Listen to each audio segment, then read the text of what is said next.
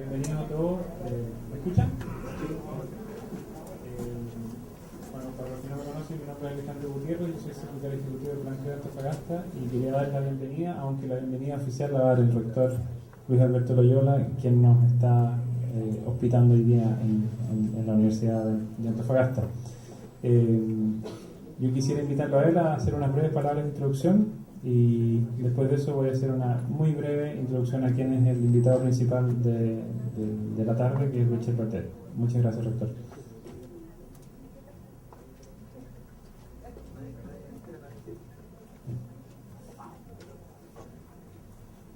Muy buenas tardes a todos quienes nos acompañan hoy día en esta sala de la Universidad de Antofagasta. Para nosotros es muy grato dar la bienvenida al profesor Richard Burdett, urbanista de muy vasta trayectoria, a esta universidad, que es la Universidad nuestra, la Universidad de Antofagasta. En este carácter, al ser convocados a formar parte del CREO, nos pareció que era la iniciativa que la ciudad demandaba desde hace un tiempo ya considerable, dado que el crecimiento de la ciudad y las tensiones asociadas a esto requieren de una mirada global y multisistémica. En efecto, el crecimiento acelerado que viene experimentando nuestra ciudad, particularmente en los últimos 20 años, demandan pensar la ciudad entre todos. Esto significa sentar en una mesa a todos los actores relevantes en la construcción de la ciudad para en conjunto llegar a las soluciones que sepan dar cuenta a todos los ciudadanos de nuestra urbe que estamos proyectando para los próximos años, por lo menos 50 años.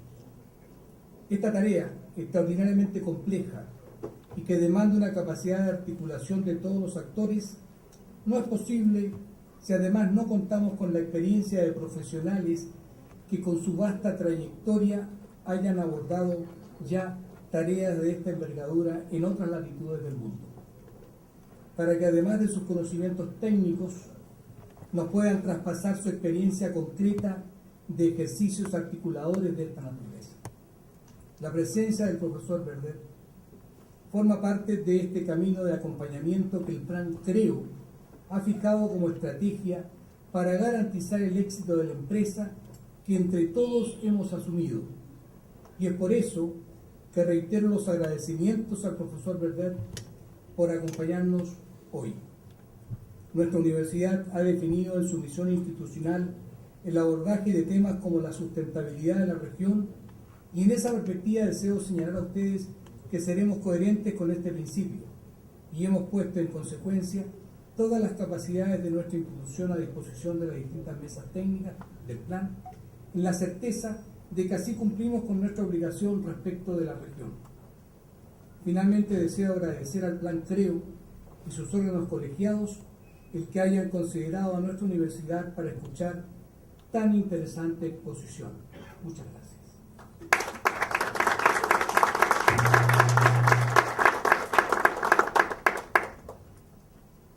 No quiero dilatar mucho, pero sí quiero introducir al profesor Burdett. El profesor Burdett es un arquitecto y urbanista de trayectoria mundial.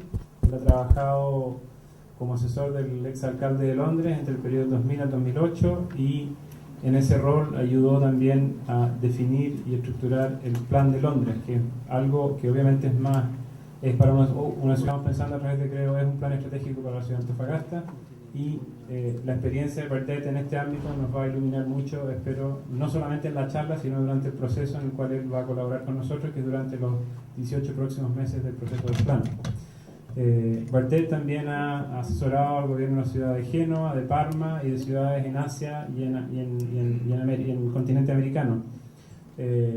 Burdett fue además el 2012, no el 2012, hasta el 2012 el Chief Design Advisor, que sería como el asesor principal de diseño de las Olimpiadas de Londres, que acaban de terminar hace pocos meses en la ciudad de Londres. Por lo tanto, la experiencia no solo de diseño, sino que de gestión y de definición de procesos estratégicos de planificación urbana son absolutamente relevantes para el proceso del plan CREO y absolutamente relevantes para la ciudad de Antofagasta. Sin decir más que eso, que yo creo que es suficiente respecto de su track record, quisiera dejar con ustedes a Richard Burdett. Muchas gracias.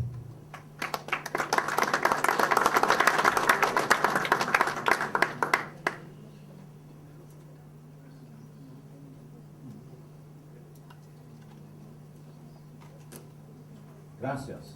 And now I speak English. So I think you have translation. So I hope it is working. So first of all, thank you very much to the rector of the University of Antofagasta for inviting me to take part in this conversation with your city. And thank you to Creo Antofagasta for arranging for me to continue over a year now, what will become a year of discussion with other experts about the future of your city. And I'm now a complete expert on Antofagasta because I have been here 7 hours. But I think one can talk about cities, as the rector was saying in his introduction, in general terms, because cities are ultimately about people, they're about the environment, they're about the economy, and they're about social stability. Or they can be the opposite. Cities can be places of great distress, they can be places of great confrontation, and they can be places which ruin the environment. And I think what I want to talk to you today, you come from very different backgrounds, and that's very exciting for me, from industry, from university, from architecture, from investment. What I want to talk to you is how I think a series of different values and a series of different, let's call it political processes, become very important in making cities stable and sustainable. And these are the three concepts that I have really at the top of the screen, which is the idea that any city to become a humane place to live in needs to have a strong vision, and that vision needs to come from people who are involved in politics, in jobs, in universities, and obviously from the citizens. As an architect and an urban specialist, it's become very clear to me in the work that we've done that design, and good design, is absolutely essential. It's not an addition which looks good in architecture magazines. It's absolutely essential, but it depends what we mean by design. And design, for me, I will explain, is not just about the shape of the building or how the roof is designed and what materials, but what streets are like, what pavements are like, and how the city is organized in the biggest sense. So design also means the infrastructure of the city. And without those two, you don't create, again, as the rector was alluding to, cities which are vibrant in terms of everything, the economy, in terms of social cohesion, and in terms of harmony with the environment. And I think the world today, in the 21st century, is a very, very different place. We are so much more aware of the decisions we make on what happens to the rest of the globe, that actually cities become more and more important. They become more and more important because only 2 years ago, half the world, it's slightly out of focus. Do you think it can be? No, it can just slightly. No, that was better.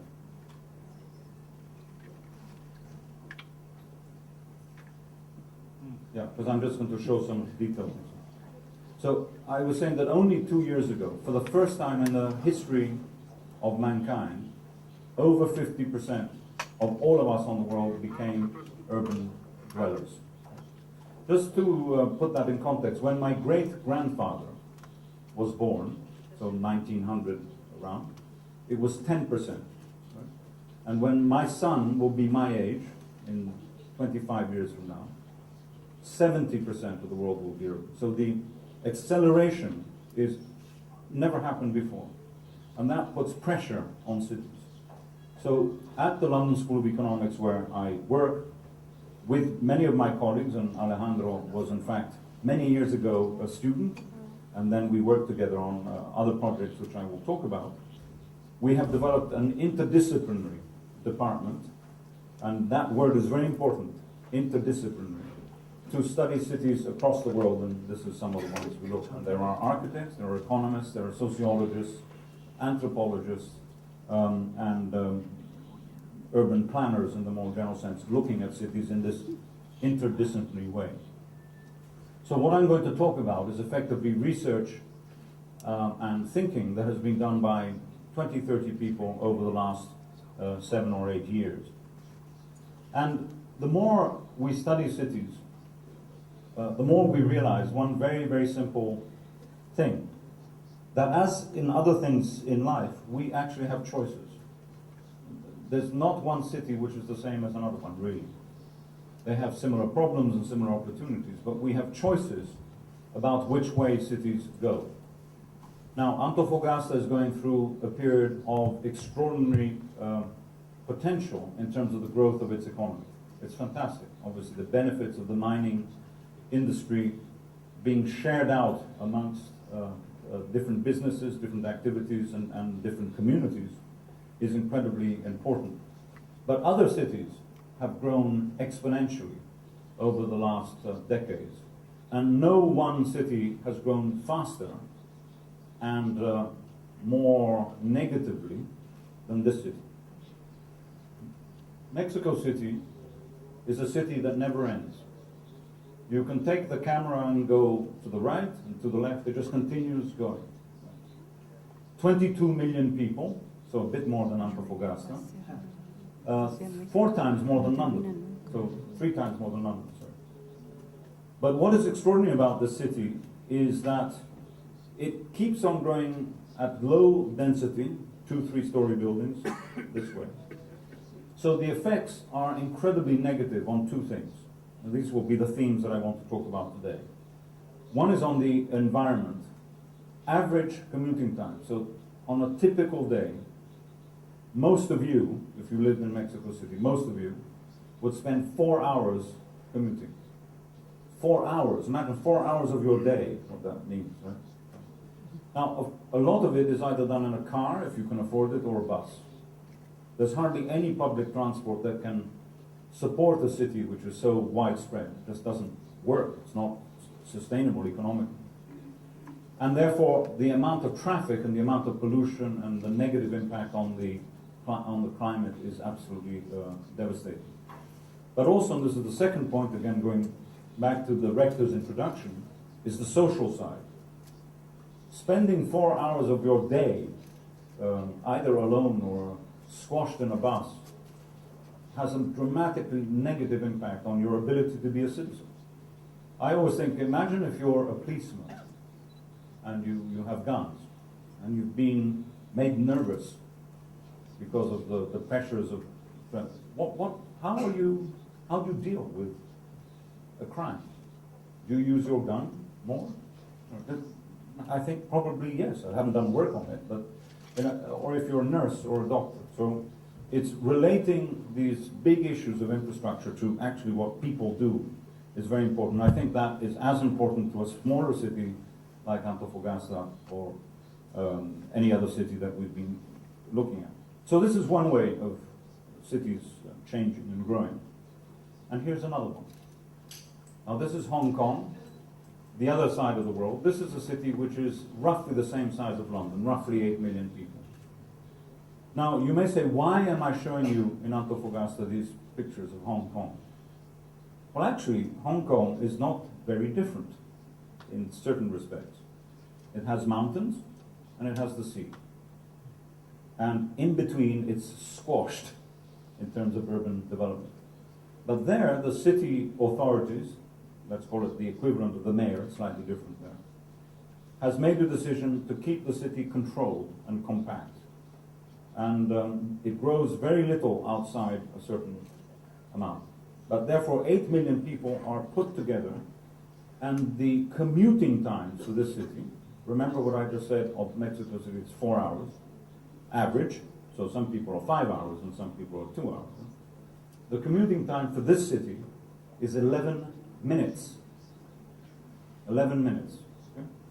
With a massive investment in public transport, underground systems, buses, and everything else. So, since this is a very rich city, sometimes certainly millionaires, but also billionaires take public transport. So, this requires a completely new conception of also the social democratic role of the city and what it does. This is not in any way to suggest to you that in Santiago, in Antofagasta, or anywhere else, this is the model, because I don't think many of you would want to live there.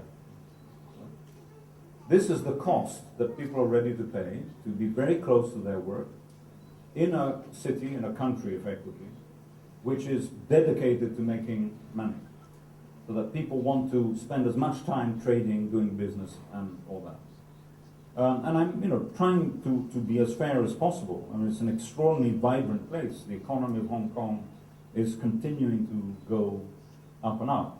But these are decisions that are made. So the question for us is, what happens in a place like here? Now, I have worked, as Alejandro mentioned, in advising a number of mayors, and therefore I'm delighted to be part of the Creo Antofagasta initiative, because it's a very interesting way of considering the future here. I've worked with the mayor of Genova, which is the port city in the north of Italy. It's where Christopher Columbus came from, so we wouldn't be speaking to each other if it weren't for Genova. And what is extraordinary about Genova, it's like Hong Kong. It has mountains on the right-hand side, and it has the sea on the other side. And it's a city which has had to grow, and actually quite recently it lost a lot of population because the port died in terms of competitive role with the world economy. But it's invested enormously in its public space and its quality of life. Like your city, it has the benefit of facing the sea with a lot of sunlight. Therefore the vegetation, which is different from here, is very rich, and the quality of life in Genoa is considered to be one of the highest in Europe. Right? And therefore that's become an attraction for people. You go and live in Genoa because it's a nice place to live. Not necessarily because of jobs, because that's another issue. And when I worked with a very well-known architect, who the architectural students here will know, Renzo Piano, the architect of the Pompidou Center in Paris, and many other things, he came up with this very, very simple idea. So this is a drawing which shows the water here, and the mountains at the top. And the master plan is three lines, three ideas. One is the red line, which is where the city stops. So that's it, red line. You cannot go over that. Right? And this is very rich vegetation, as I said. And therefore, even though the city was to grow, it mustn't grow beyond certain limits, both at the top and on the sides. Right? Not. The second very important consideration is the blue line, and that is about rediscovering the relationship between this city and the sea. Right? Something that here is very important. I mean, if I go back and just show you there, you will recognize parts of Antofagasta which are just like this, some industrial areas, some no longer in use, which do not have the wonderful relationship, promenades and connections there. But in the last few years, there's been an enormous investment using the idea of celebrating the 500th anniversary of Christopher Columbus to improve the public spaces of the city. So I don't want to conclude my talk later when I talk about the Olympics to say you have to have an Olympics in your city in order to do good things. You can do things in a much more modest way, and I think that's important. So the blue line is about finding every opportunity to improve the relationship between the city and the sea for everybody.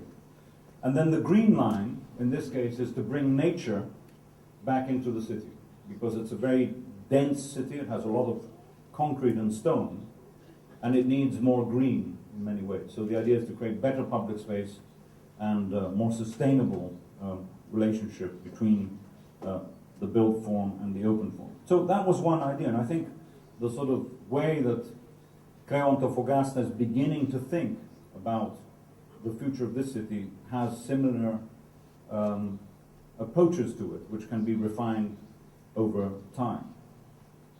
Now, another city that I can't help talking about when I'm here is Barcelona. Again, a city on the Mediterranean, the capital of Catalonia, big mountain range on the top, a much wider plain than Antofagasta, admittedly, and the port down in the bottom. And this city actually went through the sorts of political experiences that you know very well here. It suffered enormously under dictator Franco, and then it celebrated from the 1980s on the freedom of democracy, and had the benefit of 4 mayors from, broadly speaking, the Socialist Party, and very recently, from last year, a mayor from the Conservative Party. And many of the ideas which I'm just going to talk about have been shared by people from different political colors. I think that is a very important issue here that I want to stress, that to make plans work in cities, to have a vision, you also have to have the buy-in from consensus from different communities and different sort of political constituencies, so that when the politicians change, they don't throw away the plan. Now, I know that's a problem. It's a problem everywhere. But I think perhaps the way you're starting this process here is actually quite different. So what did the Barcelona do over time? Imagine the city was once one of the great ports of Spain.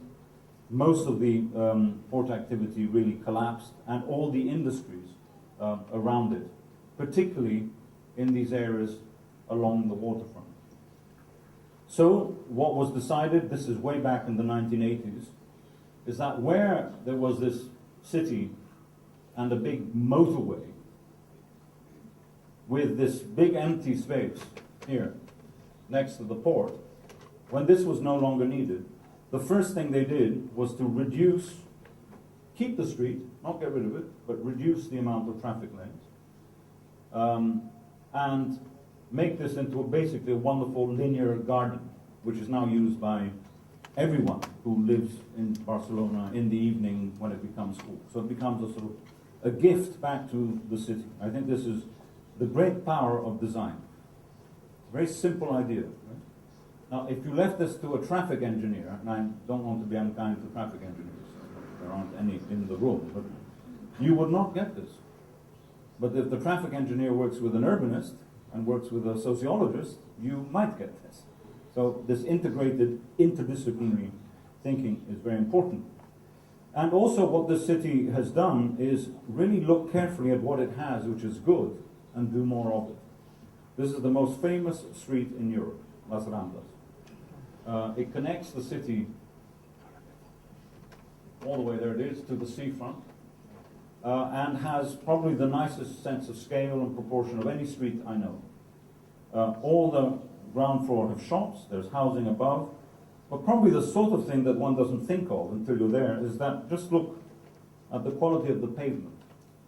The quality of the pavement is a stone, and it's as beautiful as the building facades. It's actually better.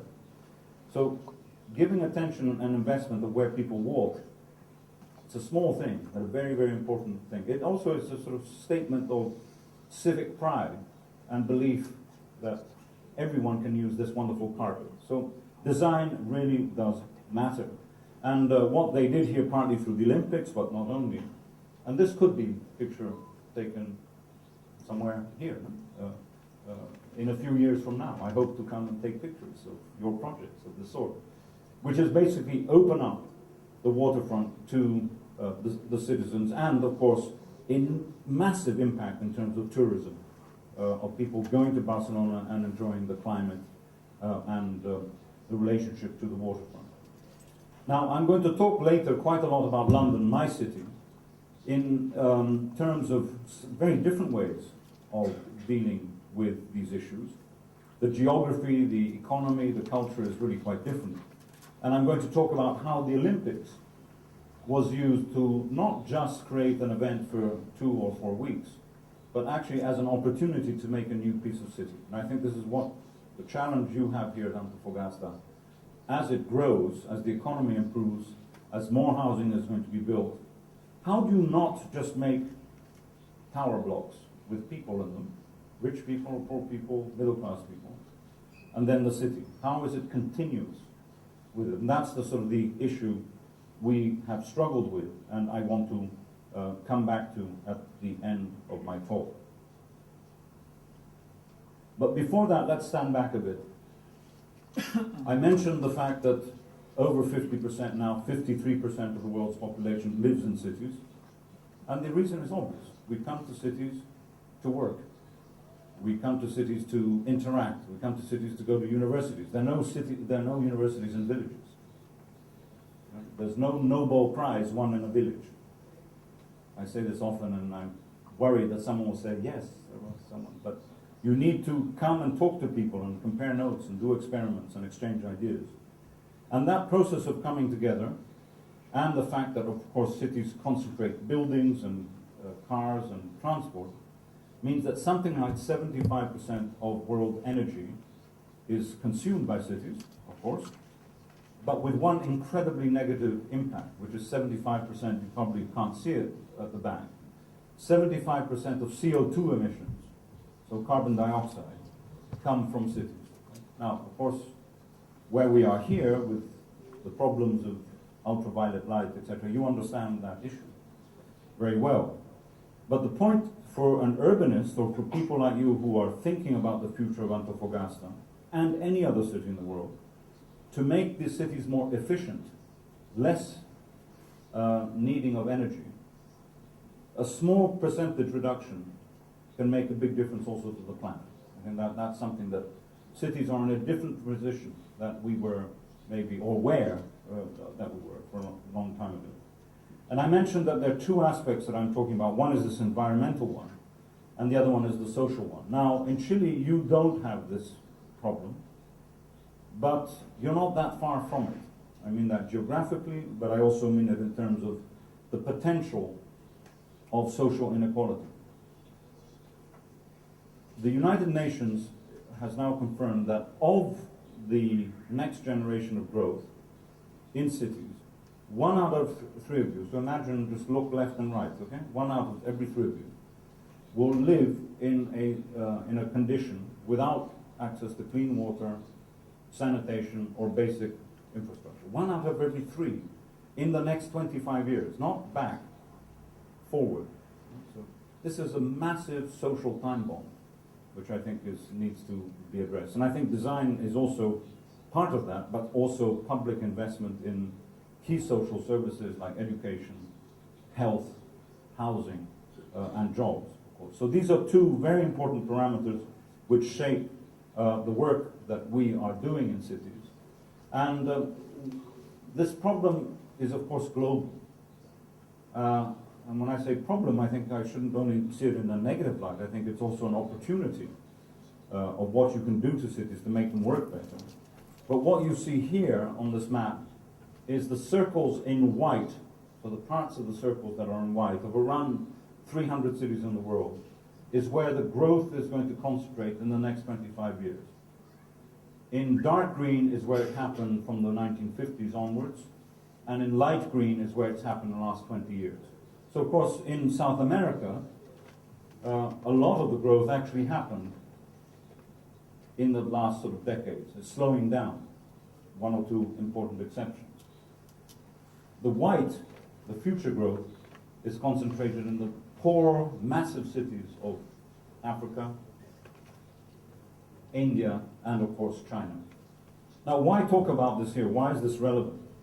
Well, I think it's very relevant for a city like Antofagasta that if you get things right, you can create a model which is applicable elsewhere, and particularly applicable in ways that maybe the lessons from London or New York are not applicable everywhere else, simply because of the nature of the point you are in sort of economic transition. So I think these 3 sort of issues are very important to bear in mind when one talks about cities. And this is the only graph I want to show you, okay? There's only one graph, then the rest are pictures. But it's, I think, quite important in actually understanding what our future might be.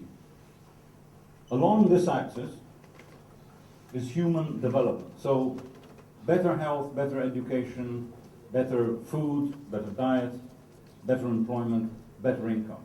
So the more you go at that end, the better off you are. And it's not a surprise, United States, many European countries are sort of over there.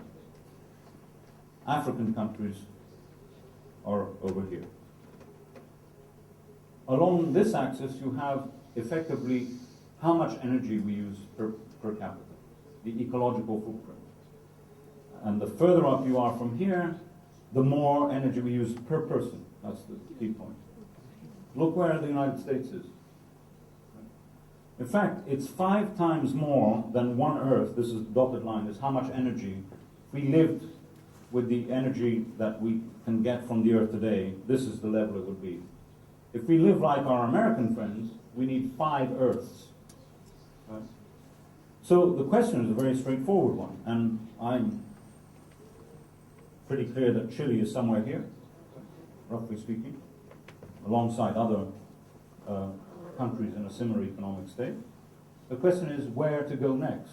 Does one follow the US model, or does one follow very successful models in, say, Europe and elsewhere, where you can get a good quality of life, but keep energy consumption relatively low? And I think that is the way I would frame the biggest challenge that you have here. And the beneficial thing is that you're doing this at a time of growth, not at a time of recession. So it's a good moment to think about this.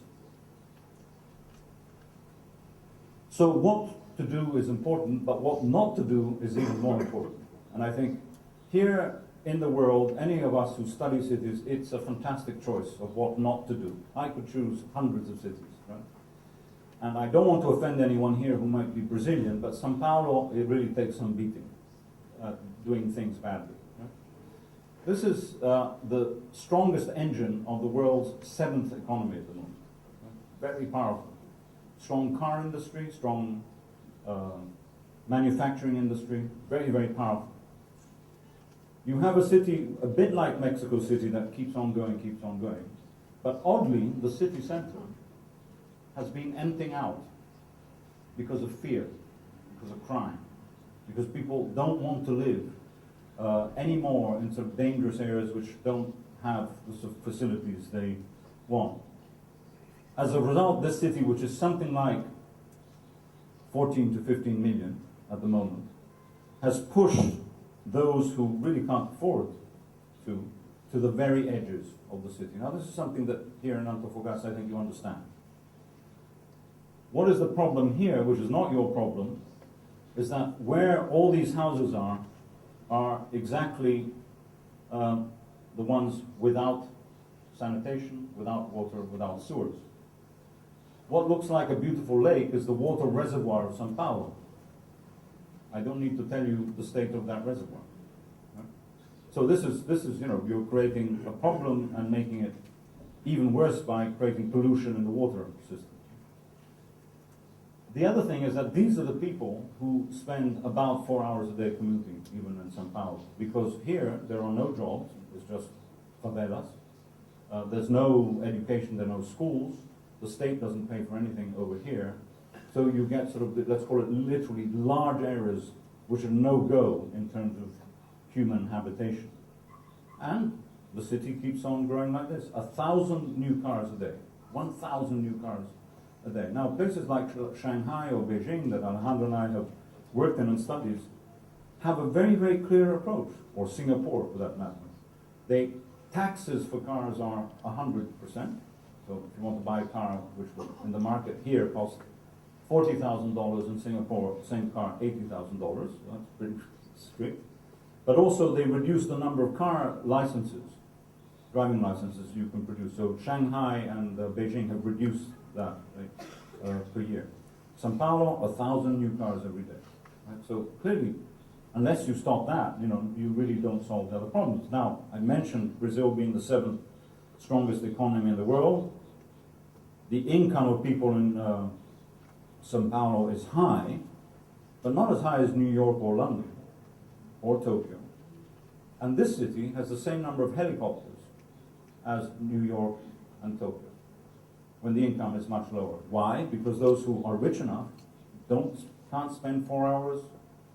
so they have a helicopter. Now, I don't think that's the sort of solution we want. Right? So let's look elsewhere in the world in terms of trying to find solutions. One of the colleagues that Alejandro and Antofagasta has brought together in this group of external advisors is the mayor, or was the mayor, sorry, of Bogotá, Enrique Peñalosa, whom maybe some of you have already met and heard speak. And he, together with a number of other mayors, and that's very important not to focus just on one person, it's a continuous ideology in many ways of implementation, did some extraordinary things to a city like Bogotá in Colombia, not far from here, of course. And you have a strong connection here with Colombia, with the new migrants, and even, of course, history.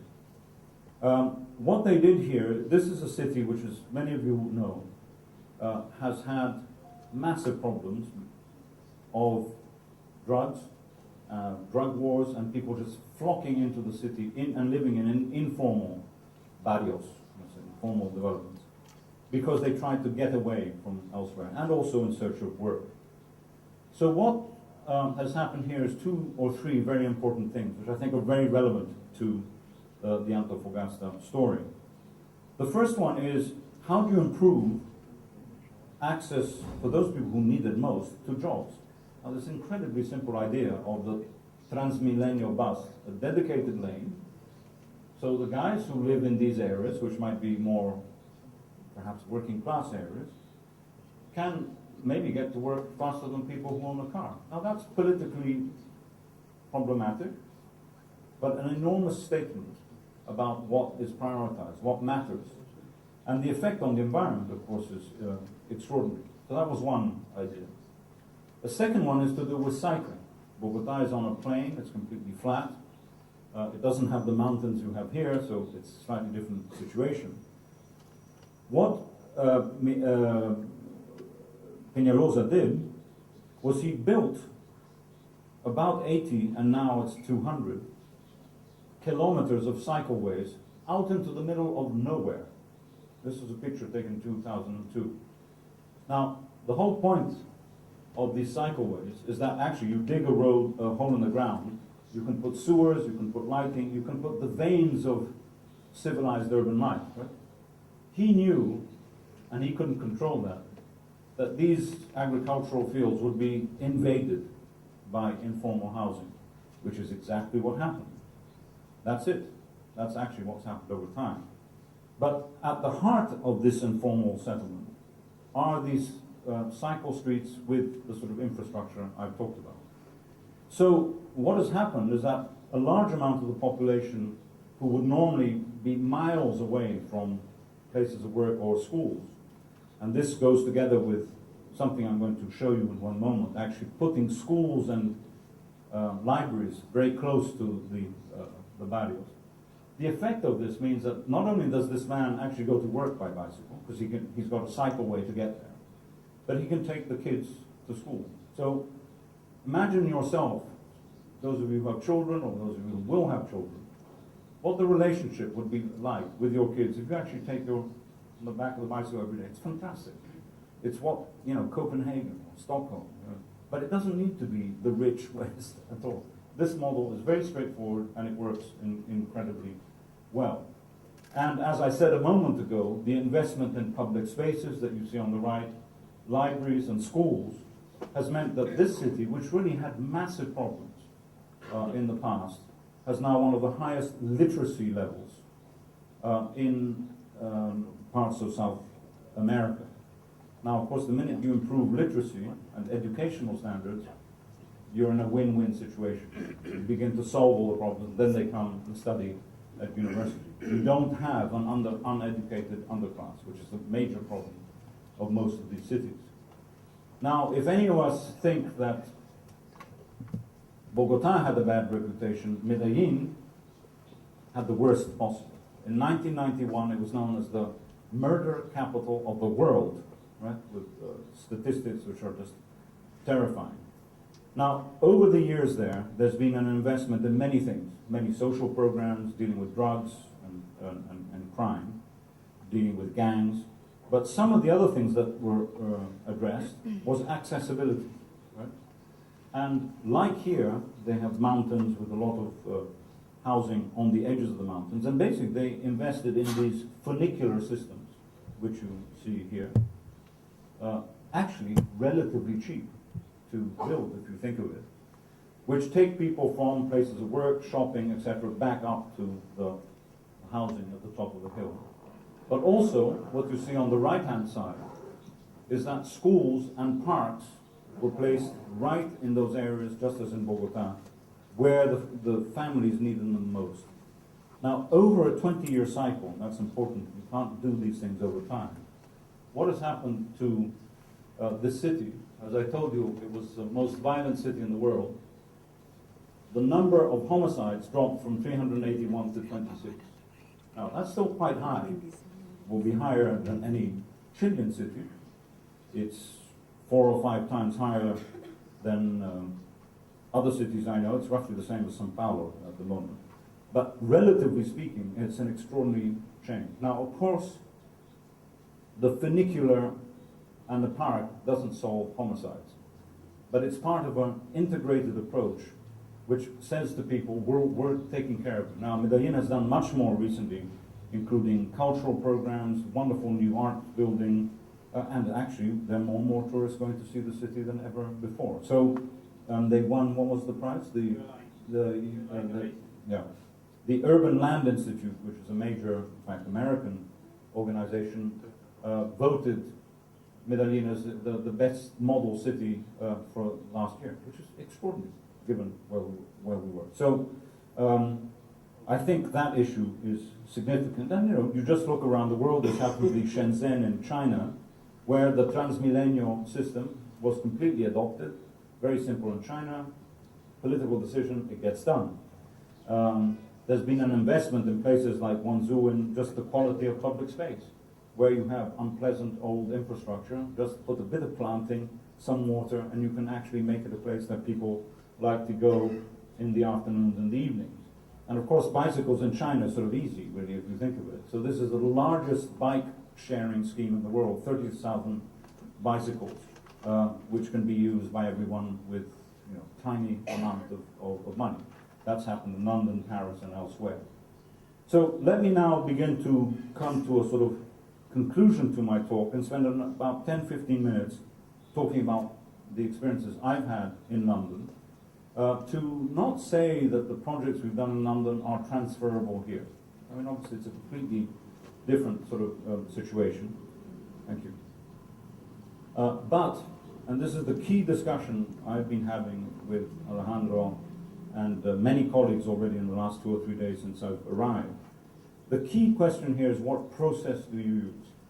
Not just what design you come up with, but how do you get there? How do you create the vehicle for public engagement and the vehicle for delivery, and most importantly, the way of creating a sort of dialogue between the private sector and the public sector, so that the two often, who don't talk to each other, see this as a way of actually working together.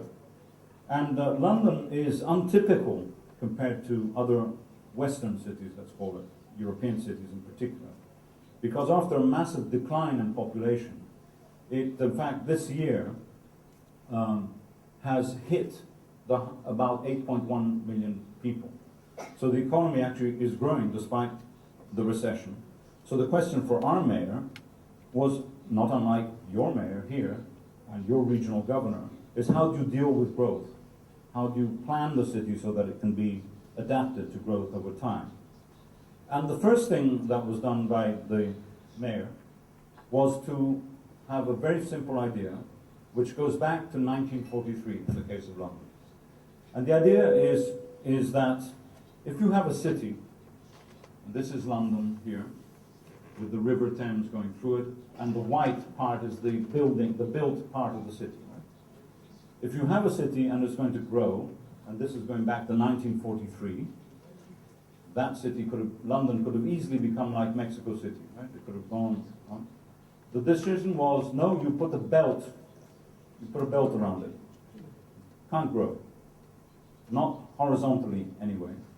And we called it, or the planner called it, a green belt. So basically you have 20 kilometers roughly of agricultural land in which you cannot build.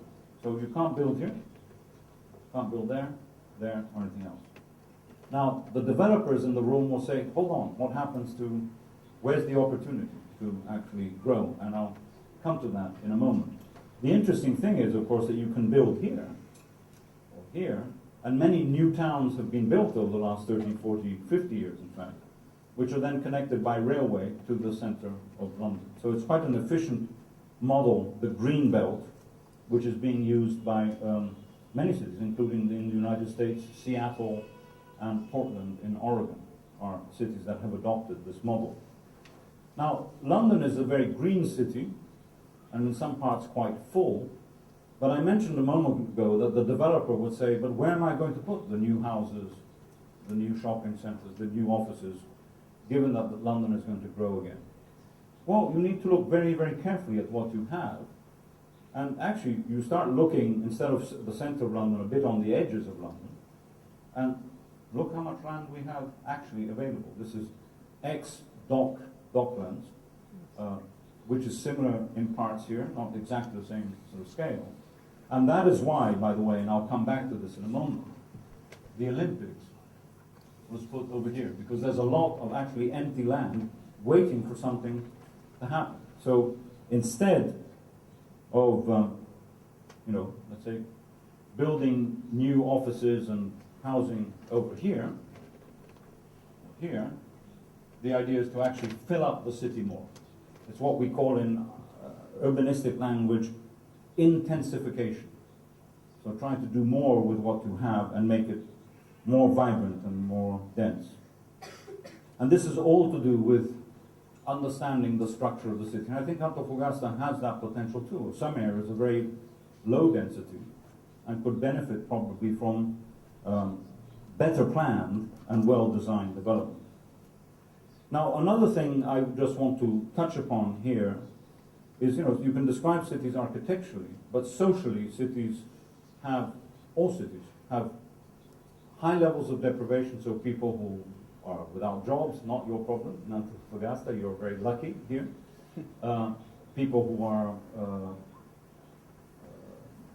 poorly educated, people who have less health care than others.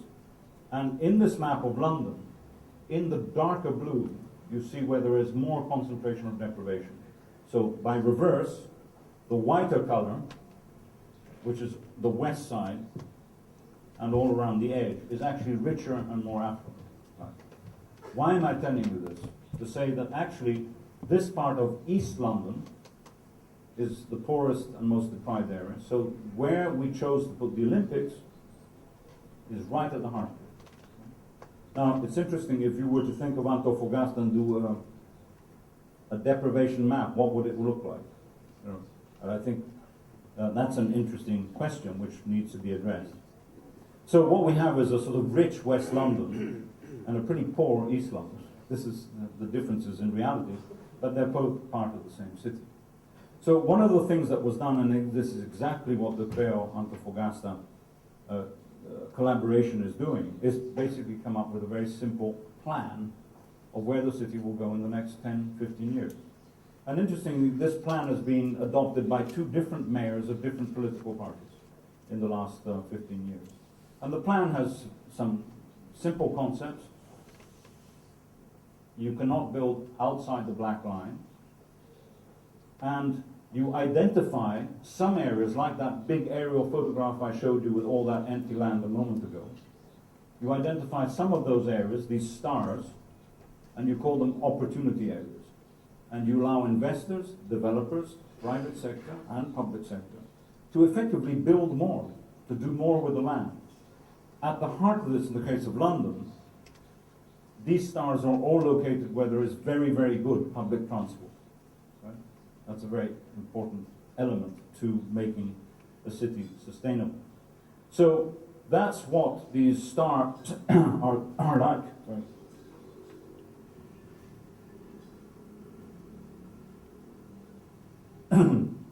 We can call them opportunity areas, you can call them areas of intensification. But every city, I think, can apply the same model. What are the spots in Antofagasta that you could intensify? I think probably a lot of you could already imagine what they might be. And this is what's happened, is that in some areas, and this is where the planning idea and the design idea come together, in some areas you actually have enormous intensification. So this is a tower, which is offices and residential, built over a railway station, and 10,000 people will be working there next year. There are only 47 car parking spaces for disabled people. In other words, not one car park space. So this is a political statement about where you want to go. If you had to have car parking spaces here, it would be a disaster. It would ruin the city around it. So that's one example of what's been happening. And here's another one, which actually, if one thinks of the railway opportunities, I mean, I've even seen the site that you have here next to your old railway terminal. It begins to be very interesting. There are many sites like this in London, and this one is called King's Cross, which is just to north of the centre of London, but ultimately quite a central area. And there are two fabulous old railways, still active. This is where the trains from Paris and Brussels come in. It's more or less, or has been for a long time, a sort of empty area because the railway goods yards, the sort of cargo, was no longer needed.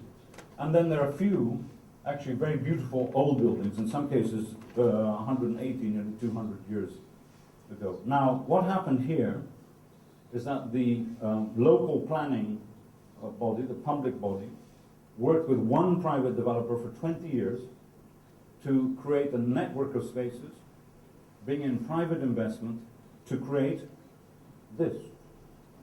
And this is a computer view, obviously, of what is going to happen there over the next 10 years. I know the site very well because I live here. Right? So I keep on looking at what's happening. And I'm very happy with what's happening in my backyard. Because instead of having empty spaces with prostitution and crime, what is happening here is that actually there's a lot of housing for people who can afford it, and a lot of people can't afford it, because that's the system we have in the UK. But there are new companies coming in, a new university has moved in, I'll show you. And this is affecting the property prices everywhere, including my home, okay? In other words, one needs to think about this as a trickle effect. It's not just a localized effect. When values go up, they go up for everybody. And then it's your choice as what, in a way, you do with that. And design becomes central to this discussion. The railways have invested heavily in making the stations much more beautiful than they were before. So this is a very recent addition of a beautiful concourse and, in fact, shopping centre next to King's Cross railway station. A lot of very celebrated architects. This is David Chipperfield, the British architect, now is building an office block. But you can see that the public spaces are very, very high quality, just as much as the buildings. And for example, Google, a major company, has decided to put its European headquarters, 9,000 people, in this white building here. The white building goes on all the way. It's a very large building. But they would have never come here if they didn't think the place was cool. And it's not a technical term, place being cool.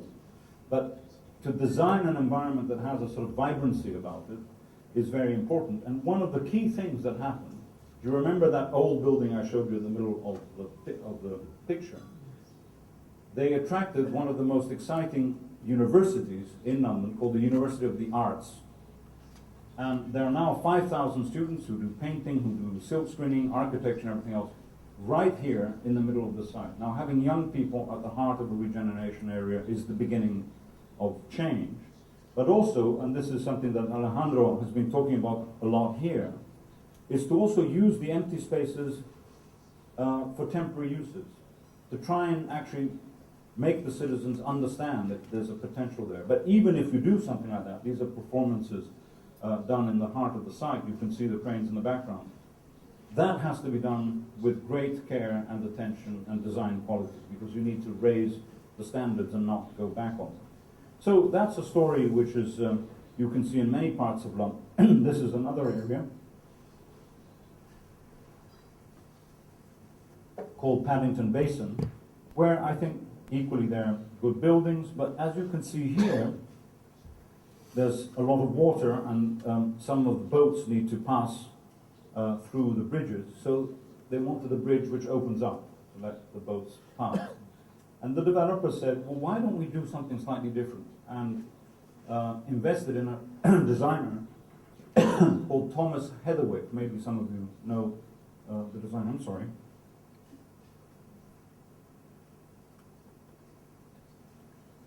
And he designed a bridge which didn't do that.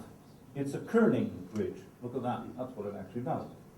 Now, this probably cost a little bit more for the investor, but it means something to literally thousands of people go and see this open up and close down every day.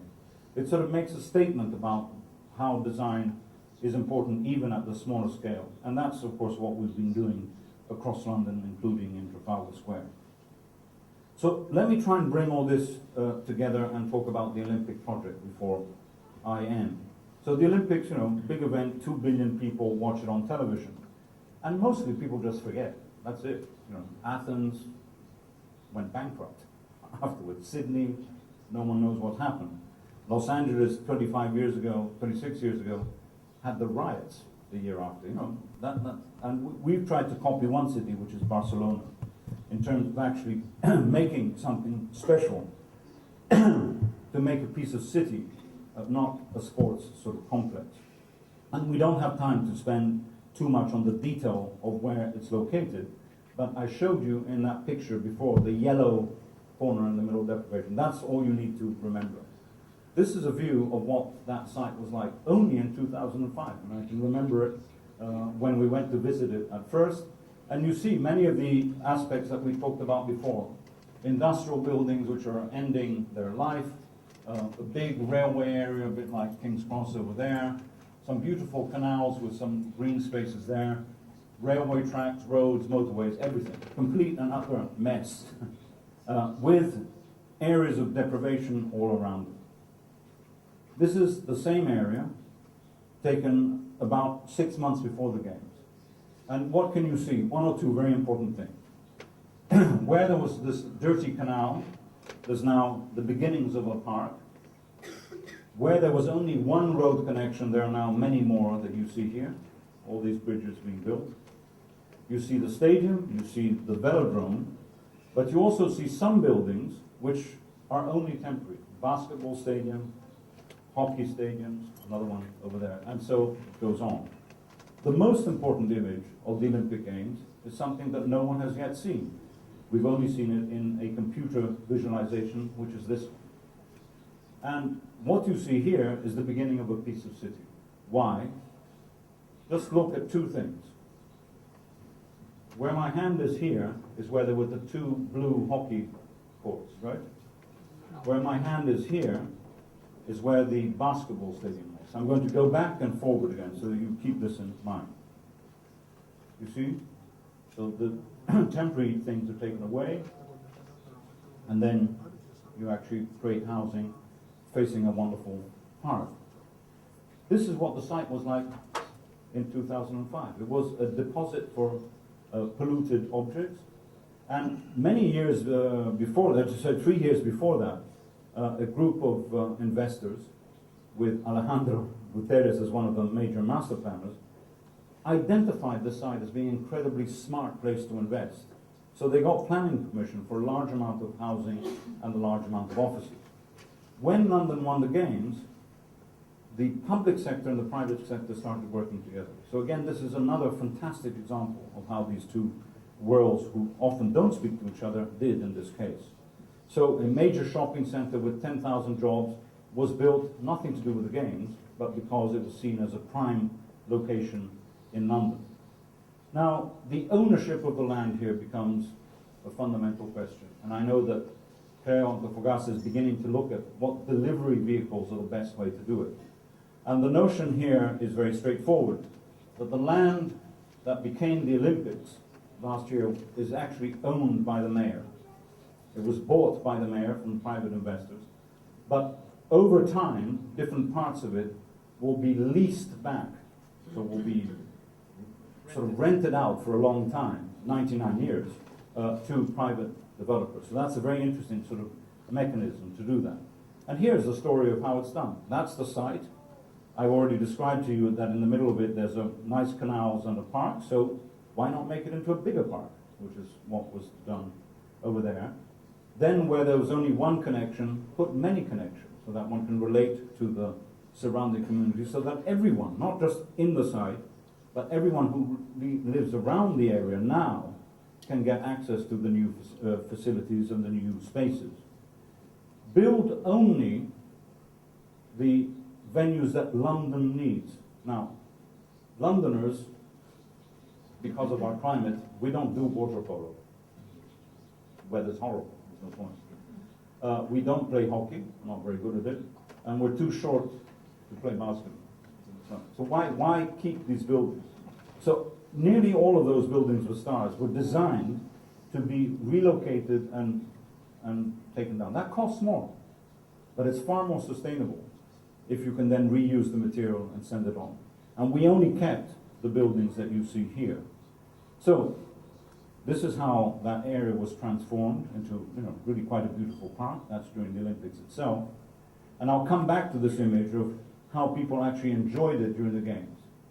For us, the measure of success will be, if in 10 years' time, people will still be doing this, then that's real success, right? So think of it in Antofagasta terms. Can one create the relationship to the waterfront in a way that it actually feels that it belongs to everyone, and take advantage of the views, the sea, and of course the climate that you have here, with very simple means.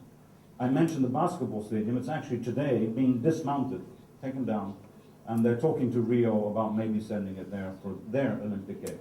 Now, if that happens, I think that would be wonderful. The velodrome we're keeping, and even this building, which is the Aquatic Centre by Zaha Hadid, the great architect based in London, here looks really quite ugly, if you think of it, right? It looks ugly because the swimming pool is in here. And these are temporary seatings for the Olympics, 17,000 seats. But the architect actually designed it so that these temporary seats go away, because we will never have another Olympics. The big picture that I was talking about, social equity deprivation. There's been a big investment in the infrastructure, cleaning up the land, improving the quality of the environment, placing schools, parks, and other facilities, and a few of the sports facilities there. Each one of these sites, when the venues I've just described are taken away, become fantastic platforms for future development. Right? So if I'm developer X, I can now bid to build housing within the master plan set by the public sector, just as Antofagasta will do here. And over time, do what? Basically, fill in the potential of this area, which was a hole in the City of London. It was a gap in the City of London. Actually, begin to make neighborhoods and pieces of city. And there you sort of see it. And I can show you this in perhaps a more visual way. This is a picture taken during the Olympic Games of the park next to the velodrome. That's the building on the right. This is a view of what will happen in the next 6 to 7 years. The park gets extended, right? This is where the blue hockey fields were, right? Trees get planted, and then new housing gets built. Right? So whoever lives here, I wouldn't mind living here. And the cost of this house will be much less than other places in other parts of London. And you really have something which becomes a sort of community in and of itself, but most importantly, isn't turning its back to the rest of the city. Here's another image of what happened during the Games, 200,000 people moving from venue to venue, and more or less the same site as it's being replanned and replanted with festival areas and gardens in the lower part of the site. And let's conclude again by looking very carefully at this area. This is the Olympic Village as it was already built, and this over here is the velodrome. This is now being taken away. Okay? So there was a competition. Competition is very important at all levels here, both in terms of design and in terms of developers, with 8 or 9 different groups who responded to the brief from the public authority to say, we have a master plan, we have arrows, we have connections, we have height constraints, We want all the buildings to have an active edge, front doors everywhere, no back doors. You come with a proposal, and we will decide which one we want. And more or less the way it works, and I was part of the adjudication process of this, is that one team came along with some very, very good architects and came up with roughly what you see here. It's going to be modified a little. Now, these houses are going to be start building from next August. So they'll be ready for habit in about 2 years' time. So the community that's going to live here has one of the best new schools in London here, where my hand is, built for the Olympics. I think what is a spectacular park. It has access to other facilities, but it's also a new area of London, very thriving, very lively. So in that sense, it actually probably is a good way to sort of plan a city over time, and that's important.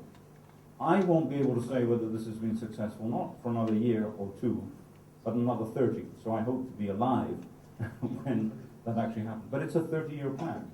And really, this is where one needs to conclude as to what are the sort of major headings that I've been talking about with these examples. Well, the first one is very straightforward, that you can't change cities without a positive partnership between the public and private. They've got to work together. You can't just do it top-down because you have a strong mayor, a strong politician, or very aggressive developers who just want to make money. The way these two comes together is very important. I stress the fact that design meant in many ways, and not just the facade of a building or the quality of a roof, really produces value over the long time. And that if you have this long-term vision, you can begin to implement it with short little things. So it's maybe short-term projects. This is, what is the term in Spanish? So, yeah, well, did you hear it? Right, okay. Now, I think this therefore means that you have to be able to establish, of course, a consensus and continuity which goes beyond political cycles. And of course, that is not easy. I talked about that before. But if you start with that in mind, I think you can get there. And without sort of public engagement of all the different communities, you don't get the consensus and buy-in to change cities, you know, top down and bottom up, but to go back right at the beginning of what I said, to make them environmentally and socially sustainable. And that's not the challenge, it's the fantastic opportunity you have in Antofagasta. Thank you.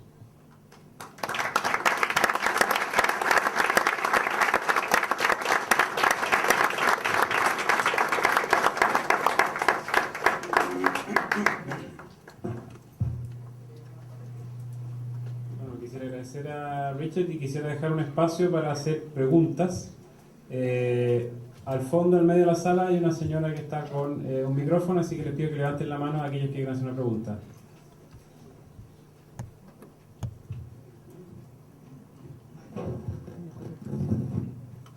Hola, soy un ciudadano ordinario. He hablado con un micrófono. Una persona normal de Antofagasta y quisiera saber, con la experiencia que usted tiene, qué tan viable podría ser hacer un monorriel, no un tren. No un metro, un monorriel. Acá en Antofagasta, la ciudad es angosta, está creciendo hacia norte y sur, y a pesar de que podría haber quizá algún tipo de contraste con la gente que ahora tiene los medios de transporte, ¿qué tan viable podría ser como solución hacer un monorriel? Y no solamente un monorriel cualquiera, sino un monorriel que dependiera de energía solar.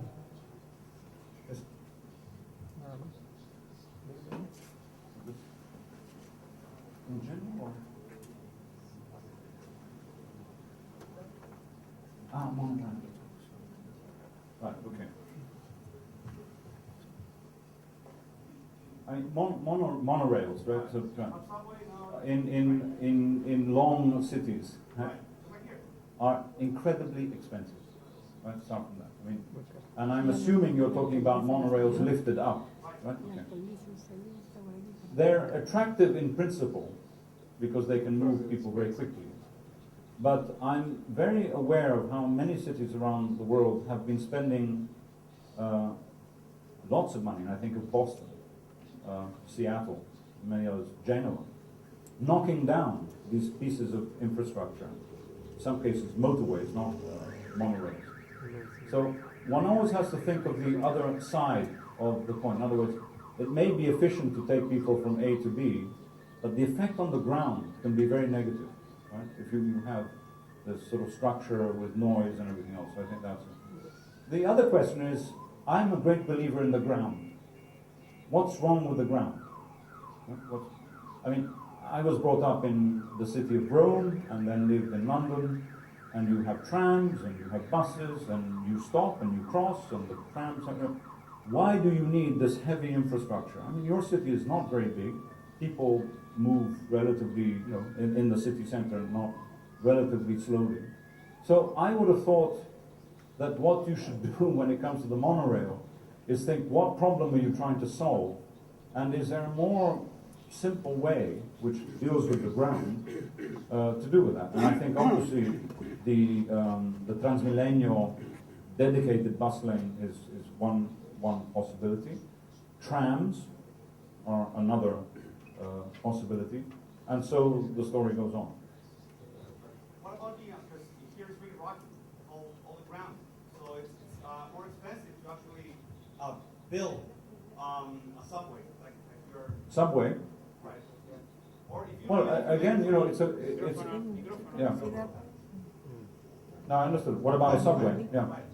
Well, if an overground costs X, right? If an overground monorail costs X, a I subway. thought it was like it was going to be cheaper to actually not build. I mean, actually make holes in the ground, like dynamite it, all everything. A subway. I mean, here, yeah. No, a subway is probably 4 times more expensive than monorail. That's what I thought. Right. Yeah. Right.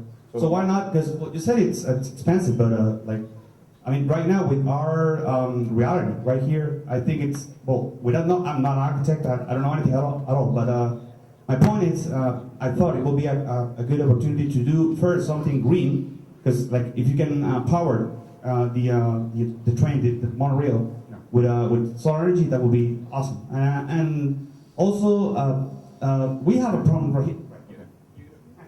I think I've answered it in a sense. Yo creo que era una pregunta Understand the y fue problem and then respondida. see whether you can find a ground level cheaper solution. Yeah. And in the case of Antofagasta, I'm sure that there are many simpler options than either a subway or a monorail. I'm sure. But Enrique Peñalosa will give you the answer. Aquí hay otra pregunta.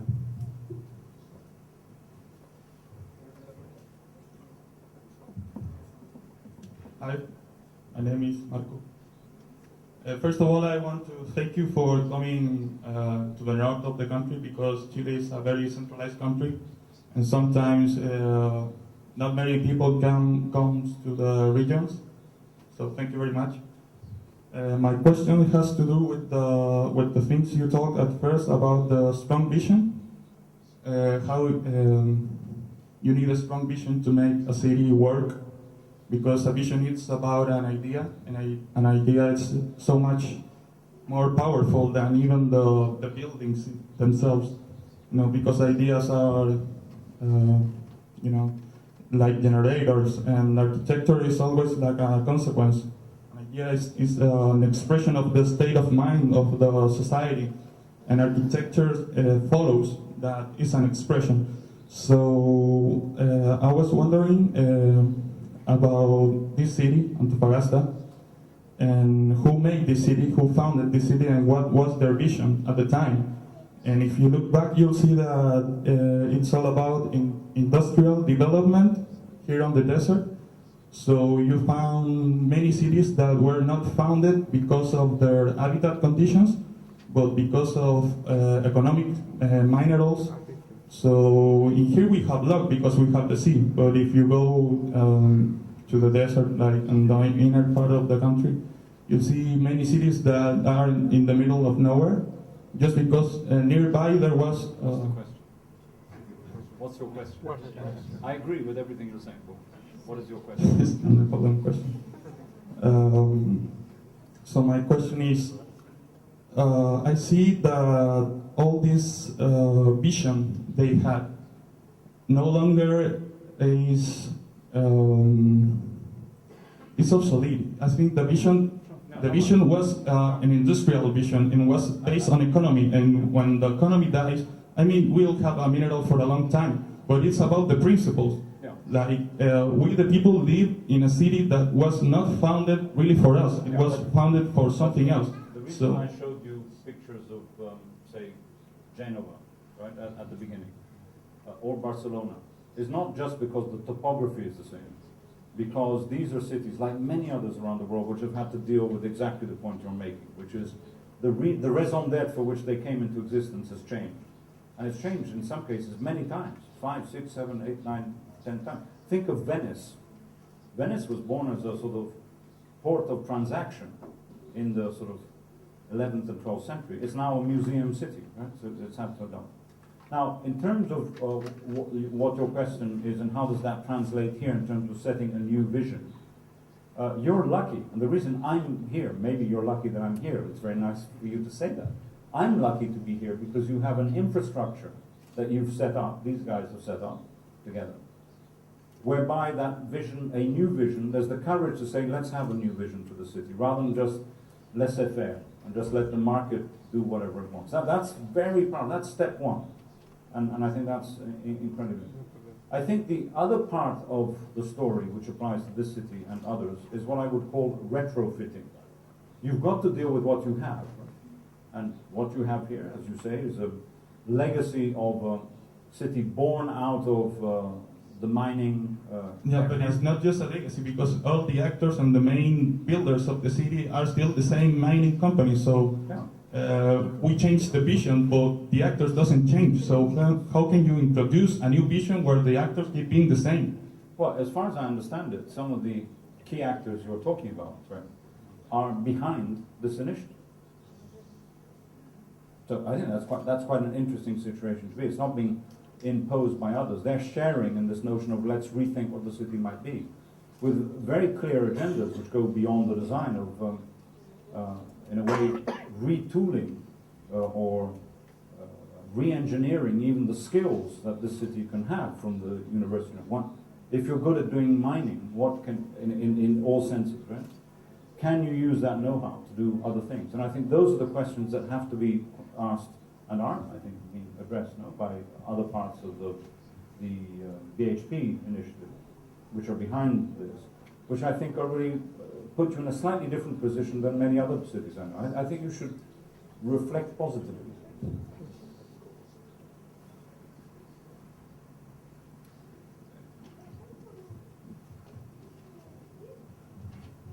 Good afternoon. My name is Rodrigo. I'm part of the consulting team of CREO as well. I would like to ask you about in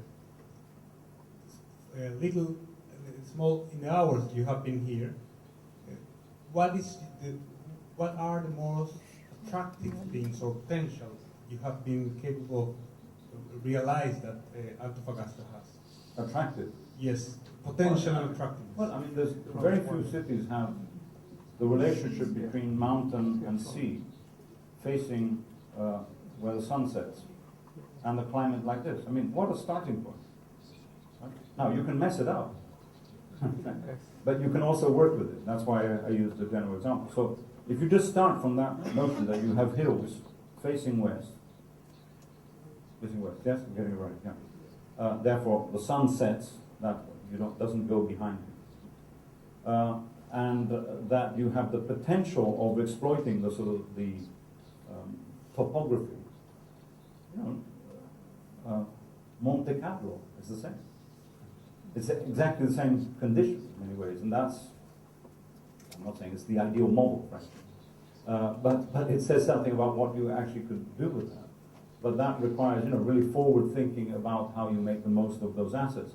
And the first thing I would say is not ruin that opportunity by doing what Dubai has done, by placing a sort of line of 80-story tower blocks along the waterfront, because you ruin the relationship. You end that fantastic natural thing that God has given you. Right?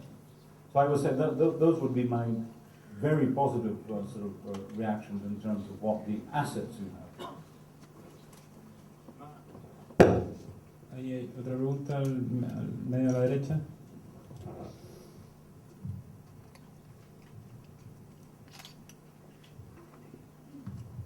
Hola, you also have zero. Sorry, you also have zero unemployment, which is probably more important than anything. Yeah. Hola, buenas tardes. Mi pregunta tiene relación con respecto a la expansión urbana. Hoy día en Chile principalmente se da por la excusa de que necesitamos vivienda y sobre todo vivienda a bajo costo con la vivienda social. ¿De qué manera que una visión política, no sé si se lleva, porque el modelo que ustedes muestran de controlar el crecimiento de la ciudad por un límite político, digamos, aquí es todo lo contrario, por política se tiende a generar un límite más allá del construido, con esta excusa de generar vivienda de bajo costo. ¿Cómo ustedes lo manejan desde allá? Si en el fondo se genera una política que no necesariamente es de propiedad de casa, o una política social de intensidad con respecto a la experiencia, no sé, del mismo Londres.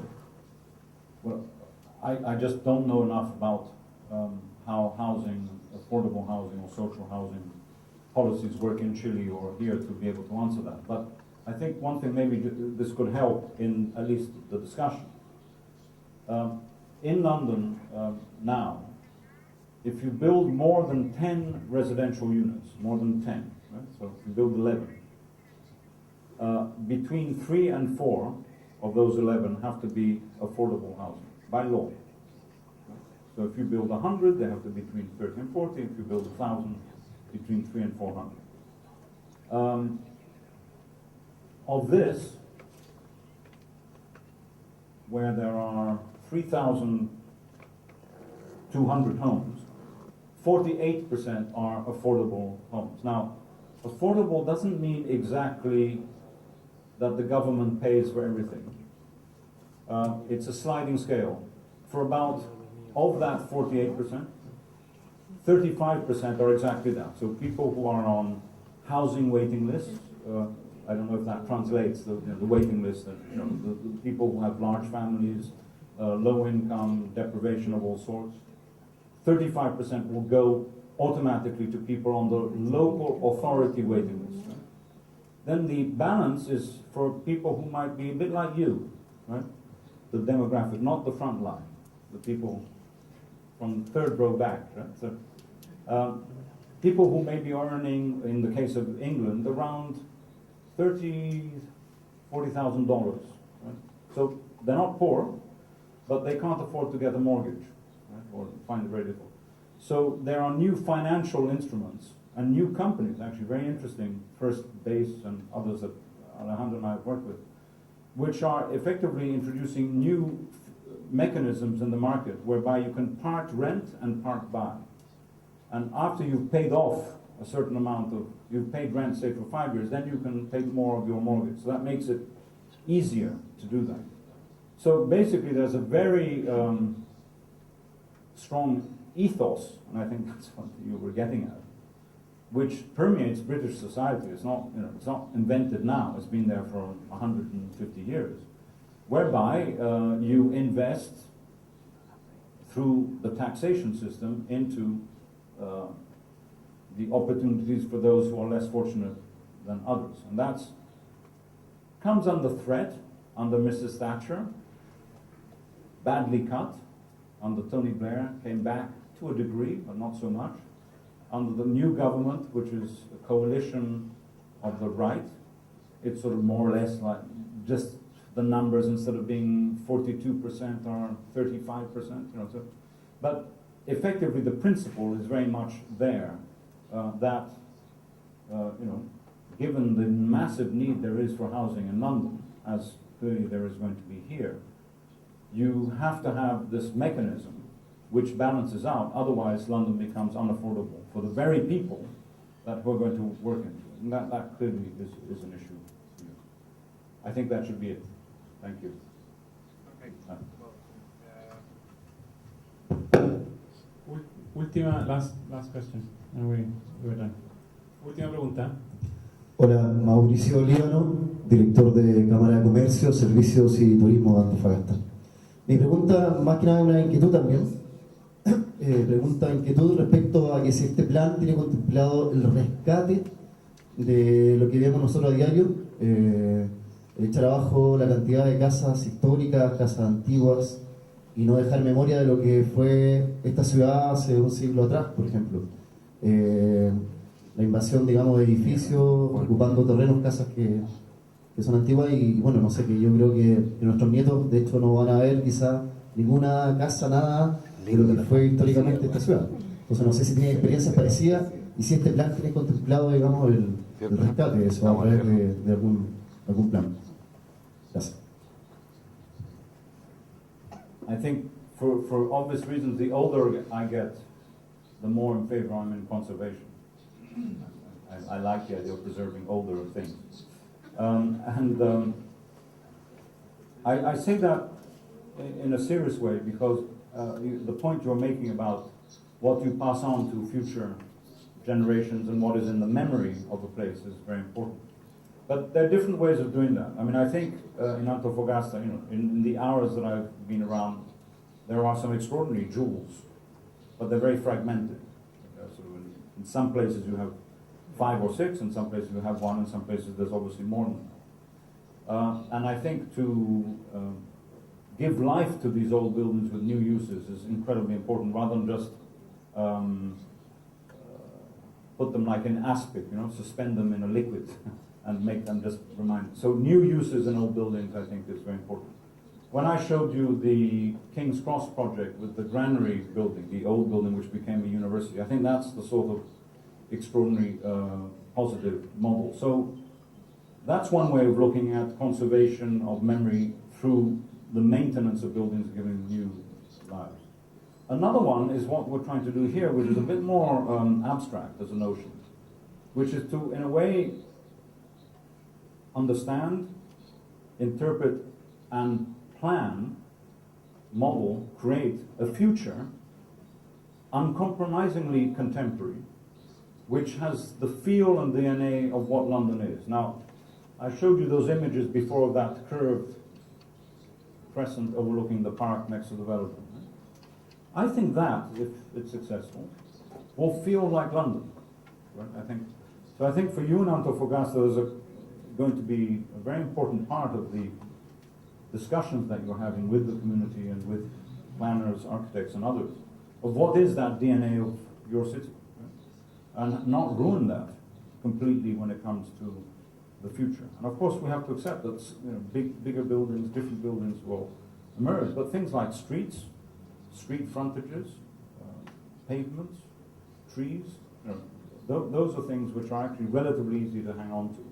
And that's why, going right back to my point, you know, vision and design and delivery are all part of that story. Quisiera agradecer la presencia de Richard Burdett y la presencia de todos ustedes y de las buenísimas preguntas, así que ahora están invitados todos a un pequeño cóctel. Muchas gracias.